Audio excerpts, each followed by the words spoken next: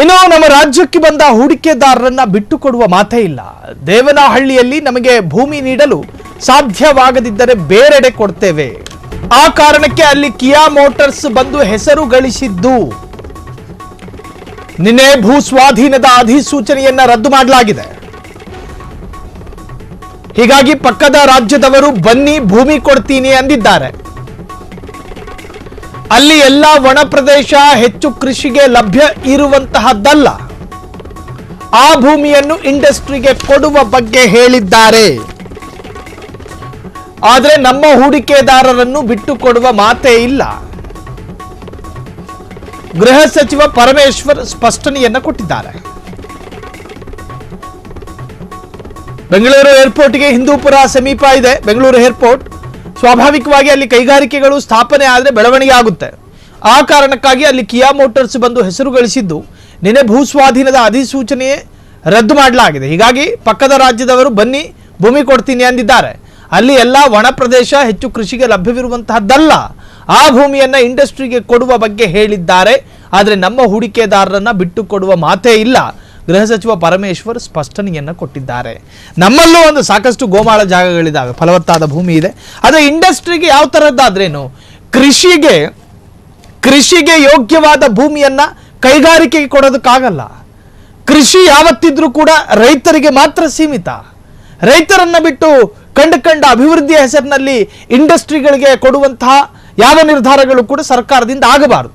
ಹಾಗಾಗಿ ಇದನ್ನ ಎನ್ಕ್ಯಾಶ್ ಮಾಡೋದಕ್ಕೆ ಆಂಧ್ರ ಪ್ರದೇಶ ಈಗ ಸಿದ್ಧತೆಯನ್ನು ಮಾಡಿಕೊಳ್ತಾ ಇದೆ. ನಿನ್ನೆ ರೈತರ ಜಮೀನನ್ನ ಭೂಸ್ವಾಧೀನ ಪಡಿಸಿಕೊಳ್ಳುವಂತ ನಿರ್ಧಾರವನ್ನ ಕೈಬಿಟ್ಟ ನಂತರ ಆಂಧ್ರದ ಜನ ರೆಡ್ ಕಾರ್ಪೆಟ್ ಹಾಕ್ತಾವ್ರೆ ಉದ್ದಿಮೆಗಳಿಗೆ, ದೊಡ್ಡ ದೊಡ್ಡ ಇಂಡಸ್ಟ್ರಿಗಳಿಗೆಲ್ಲ.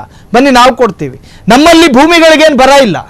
ಹೂಡಿಕೆದಾರರು ನಮ್ಮನ್ನು ಅಪ್ರೋಚ್ ಮಾಡಿದ್ದಾರೆ, ನಾವು ಅವರನ್ನ ಬಿಟ್ಟು ಕೊಡುವಂತಹ ಮಾತೇ ಇಲ್ಲ ಅಂತ ಹೇಳಿ MB ಪಾಟೀಲ್ ಕೂಡ ಈ ಹಿಂದೆ ಅದೇ ಅರ್ಥದಲ್ಲಿ ಟ್ವೀಟ್ ಮಾಡಿದ್ರು. ಸೊ ಈಗ ಗೃಹ ಸಚಿವರು ಕೂಡ ಅದರಂತೆ ಹೇಳಿಕೆಯನ್ನು ಕೊಟ್ಟಿದ್ದಾರೆ. ಚಂದ್ರಬಾಬು ನಾಯ್ಡು ಅವರ ಮಗ ಏರೋಸ್ಪೇಸ್ಗೆ ಆಂಧ್ರದಲ್ಲಿ ಜಾಗ ಕೊಡ್ತೀವಿ ಅಂತಂದ್ರೆ ಕರ್ನಾಟಕ ಲ್ಯಾಂಡ್ ಅನ್ನು ಕೊಡಲ್ಲ ಅಂತ ಹೇಳುವಂಥ ಸಂದರ್ಭದಲ್ಲಿ ನಾವು ಜಾಗ ಕೊಡ್ತೀವಿ ಅಂತಕ್ಕಂಥ ಇದು it is A competitive world. ಪಕ್ಕದಲ್ಲಿ ಹೊಸೂರಿದೆ, ಆ ಭಾಗದಲ್ಲಿ ಹಿಂದೂಪುರ ಇದೆ. ಇವೆಲ್ಲ ನಮಗೆ ಹತ್ತಿರ ಇರೋ ಹಿಂದೂಪುರ ಬೆಂಗಳೂರು ಅಂತಾರಾಷ್ಟ್ರೀಯ ವಿಮಾನ ನಿಲ್ದಾಣಕ್ಕೆ ಹತ್ತಿರ ಇದೆ. ಸ್ವಾಭಾವಿಕವಾಗಿ ಅಲ್ಲಿ ಇಂಡಸ್ಟ್ರಿಗಳನ್ನು ಪ್ರಾರಂಭ ಮಾಡಿದರೆ ಇಂಟರ್ನ್ಯಾಷನಲ್ ಏರ್ಪೋರ್ಟನ್ನು ಅವರು ಉಪಯೋಗಿಸ್ಕೊಳ್ತಾರೆ. ಆ ಕಾರಣಕ್ಕೆ ಅವರು ಕಿಯಾ ಮೋಟಾರ್ಸ್ ಬಂದು ಅಲ್ಲಿ ಎಸ್ಟಾಬ್ಲಿಷ್ ಆಗಿದ್ದು, ಅಲ್ಲಿ ಅವರು ಇಂಡಸ್ಟ್ರಿನ ಆ ರಾಜ್ಯದಲ್ಲಿ ಮಾಡ್ತಾ ಇದ್ದಾರೆ. ಅದೇ ಪ್ರಕಾರ ಈಗ ಇಲ್ಲಿ ಹೊಸೂರಿನಲ್ಲೂ ಕೂಡ ಅದೇ ಆಗಿ ಇಂಟರ್ನ್ಯಾಷನಲ್ ಏರ್ಪೋರ್ಟೇ ಮಾಡಬೇಕು ಅಂತ ಅವರು ಪ್ರಸ್ತಾವನೆಯನ್ನು ಕೇಂದ್ರ ಸರ್ಕಾರಕ್ಕೆ ಕಳಿಸಿದ್ದಾರೆ. ಹಾಗಾಗಿ ನಮ್ಮಲ್ಲಿ ಯಾವಾಗ ಈ ರೈತರು ಜಮೀನು ಕೊಡೋದಕ್ಕೆ ಆಗೋದಿಲ್ಲ ಅಂತ ಹೇಳಿ ಈಗಾಗಲೇ ಸುಮಾರು 2-3 ವರ್ಷದಿಂದ ನಡೀತಾ ಇತ್ತು. ನಿನ್ನೆ ದಿವಸ ಮಾನ್ಯ ಮುಖ್ಯಮಂತ್ರಿಗಳು ಅದನ್ನು ಡ್ರಾಪ್ ಮಾಡಿದ್ದಾರೆ.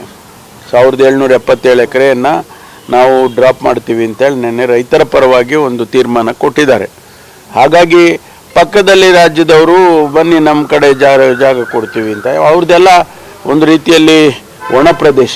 ನೀವು ಹಿಂದೂಪುರ ಆ ಕಡೆ ಹೋಗಿ ನೋಡಿದ್ರೆ ಒಣ ಪ್ರದೇಶ, ಹೆಚ್ಚು ಕೃಷಿಗೆ ಲಭ್ಯ ಇರ್ತಕ್ಕಂಥದ್ದಲ್ಲ. ಹಾಗಾಗಿ ಆ ಭೂಮಿಯನ್ನು ಅವರು ಇಂಡಸ್ಟ್ರಿ ಮಾಡೋದಕ್ಕೆ ಕೊಡ್ಬೋದು ಅಂತ ಹೇಳಿದ್ದಾರೆ. ಸರ್, ಹಾಗೆ ಚಂದ್ರಬಾಬು ನಾಯ್ಡು ಅವರ ಮಗ ಏರೋಸ್ಪೇಸ್ಗೆ ಆಂಧ್ರದಲ್ಲಿ ಜಾಗ ಕೊಡ್ತೀವಿ ಅಂತಂದ್ರೆ ಕರ್ನಾಟಕ ಲ್ಯಾಂಡ್ ಅನ್ನು ಕೊಡಲ್ಲ ಅಂತ ಹೇಳುವಂಥ ಸಂದರ್ಭದಲ್ಲಿ ನಾವು ಜಾಗ ಕೊಡ್ತೀವಿ ಅಂತಕ್ಕಂಥ ಇದು it is A competitive world. ಪಕ್ಕದಲ್ಲಿ ಹೊಸೂರಿದೆ, ಆ ಭಾಗದಲ್ಲಿ ಹಿಂದೂಪುರ ಇದೆ. ಇವೆಲ್ಲ ನಮಗೆ ಹತ್ತಿರ ಇರೋ